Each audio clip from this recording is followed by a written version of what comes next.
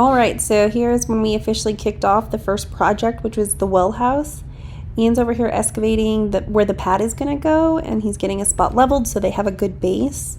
And then Walt and Daniel are over here building a chute setup to help them dump materials into the mixer faster. Trying to work smarter, not harder, but this was a hard day. They had a lot of prep work to do, and then, concrete's just a dirty job.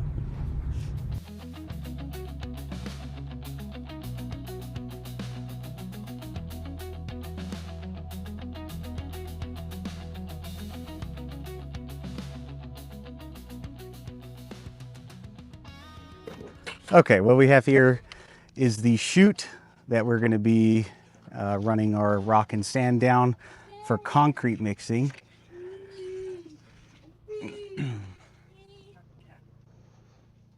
The higher side will be loaded by our excavator Claudia. We'll have put sheet metal in here so it'll slide a little bit easier and it'll feed down into the cement mixer that we're gonna be renting.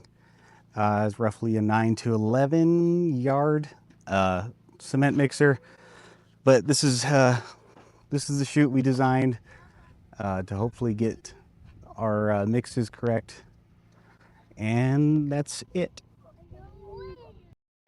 After all that prep work, they still had more to build. They are putting in the stem walls here, measuring it out for the pad itself, and it took them all day and then into the evening where we started losing lights, and at one point they were just using flashlights, but they got it done.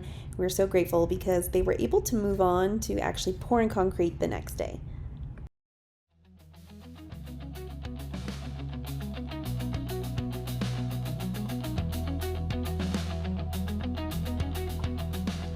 Okay, so what we have here is the form for what is going to be our well house. Right here is the well head. Right here we're going to have, within our well house, we're going to have our reserve tank. Probably going to end up being a 2,500 gallon tank.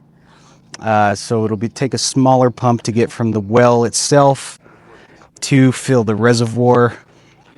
Once the reservoir is filled up, then we'll have the powerful, submersible pump to pump the water to the houses and all the irrigation.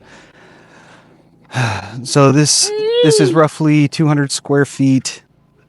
You can see we got the stem wall formed up, rebars in place and tied in.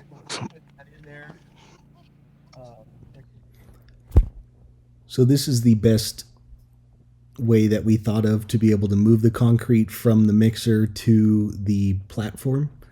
We're pouring it into a custom-made bucket by Walter, and then delivering it via tractor to the well house.